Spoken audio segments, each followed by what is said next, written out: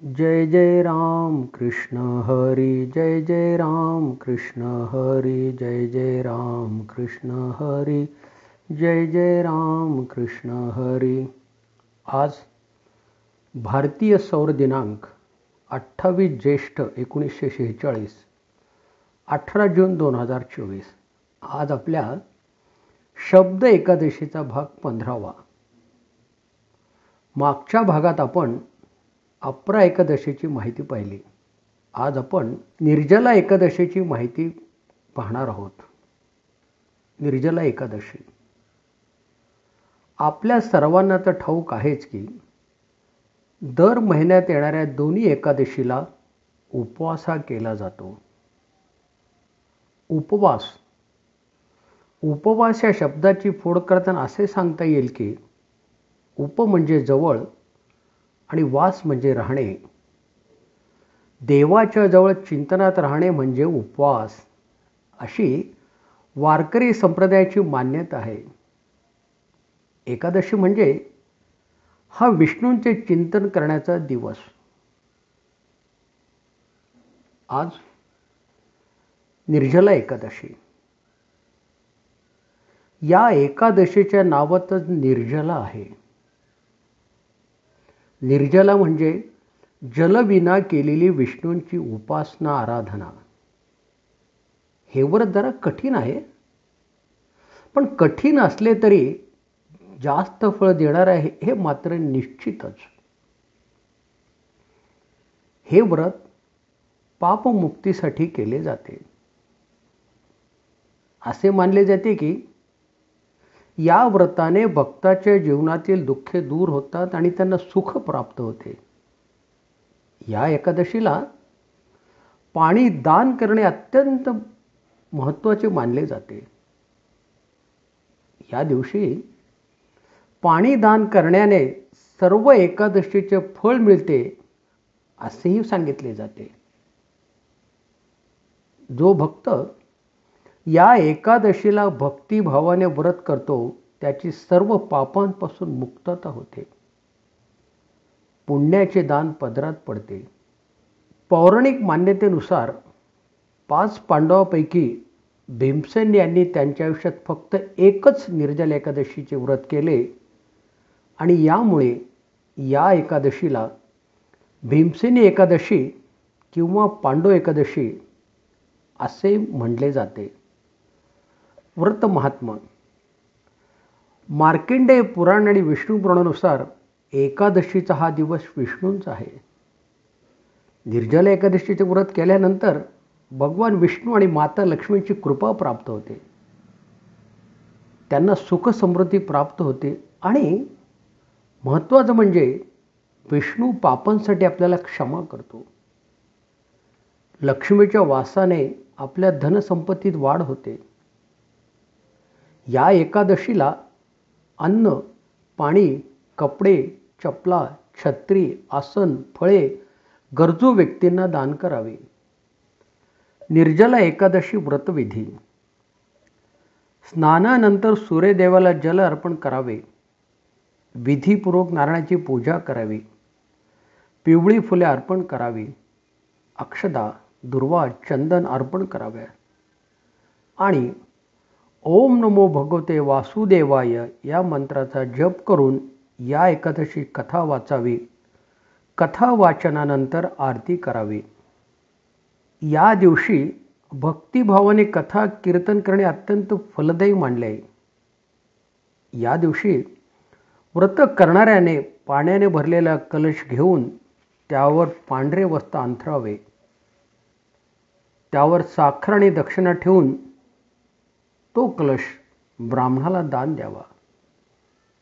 धार्मिक श्रद्धेनुसार या व्रताचे फळ दीर्घायुष्य व आरोग्य प्राप्त होऊन पापांचा नाश होतो.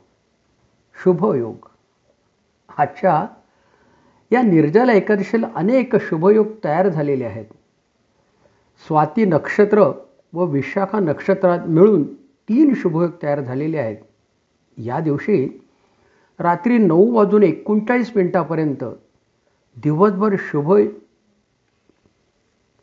दिवसभर शुभयोग राहिला आणि त्यानंतर सिद्धयोग तयार होईल. याशिवाय दुपारी 3:56 ते दुसऱ्या दिवशी पहाटे 5:24 त्रिपुष्कर योग तयार होईल.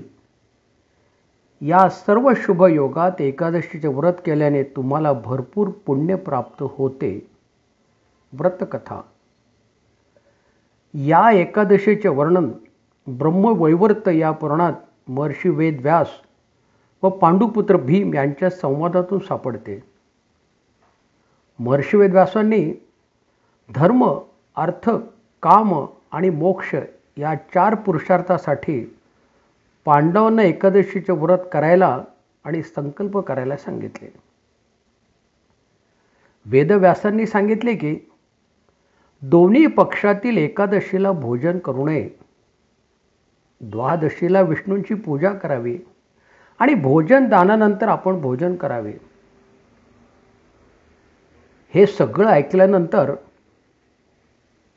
भीमसेन व्यासांना म्हणाले, पितामह, धर्मराज, युधिष्ठिर, माता कुंती, द्रौपदी, अर्जुन, नकुल व सहदेव हे एकादशीला कधीच काही खात नाही आणि मलाही नेहमी सांगतात की तू काही खाऊ नको. मुनिवर, मी त्यांना सांगतो की मला भूक सहन होणार नाही, सहन होतही नाही. माझ्या पोटात वृक नावाचा अग्नी सदैव प्रज्वलित झालेला असतो.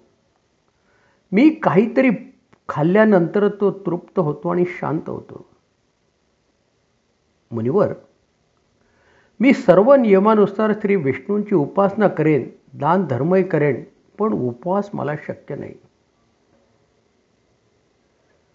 भीमाचे हे बोलणे ऐकल्यावर वेदव्यास त्यांना म्हणाले की भीमा, तुला जर नरकवास नको असेल आणि स्वर्गप्राप्ती हवी असे इच्छा असेल तर दोन्ही पक्षातील एकादशीला भोजन करू नकोस. मुनिवर, अहो तुम्ही म्हणता ते सगळं मला मान्य आहे, पण एकूण 24 एकादशीला मला उपवास करणे शक्य नाही हो, खरंच शक्य नाही. हे महामुनी, मी वर्षभरात केवळ एकच उपवास करू शकतो, ज्याद्वारे मला स्वर्ग प्राप्ती होईल आणि त्या व्रताने माझे कल्याण होईल असे एखादे व्रत मला तुम्ही सांगावे. त्या व्रताचे मी निश्चयपूर्वक पालन करीन. महर्षी व्यासांनी भीमांना सांगितले की ज्येष्ठ महिन्यात सूर्य वृषभ राशीत असो किंवा मिथुन राशीत असो, शुक्ल पक्षात जी एकादशी येते तिचे प्रयत्नपूर्वक निर्जल व्रत करावे. फक्त चूळ भरण्यासाठी किंवा आचमन करण्यासाठी तोंडात पाणी घ्यावे. याशिवाय कोणत्याही प्रकारे तोंडात पाणी घेऊ नये आणि पाणी पिल्यास दोष लागतो. एकादशीला सूर्योदयापासून द्वादशीच्या सूर्योदयापर्यंत व्रत करणाऱ्याने जलसेवन करू नये. जलसेवन न करण्यानेच हे व्रत पूर्ण होते. त्यानंतर द्वादशीला पहाटे स्नान करून ब्राह्मणांना जल, सोने दान करावे. त्यांना भोजन देऊनच आपण भोजन करावे. भीमसेना, केवळ या एकादशीच्या व्रताने वर्षभरातील सर्व एकादशीचे पुण्य प्राप्त होते. भगवान श्रीहरी सांगतात की जो मनुष्य हे व्रत करून मला शरण येतो तो मला खूप आवडतो आणि जो कोणी हे व्रत मनोभावे आणि निर्धाराने करेल त्याला माझे दूत वैकुंठात घेऊन जातील. हे कुंतीनंदना, हे निर्जला एकादशीचे व्रत तू करावे. व्यासांनी सांगितल्याप्रमाणे कुंतीनंदनाने हे व्रत केले. आज आपण इथेच थांबणार आहोत. आपण परत भेटूया 2 जुलै 2024ला योगिनी एकादशीच्या निमित्ताने.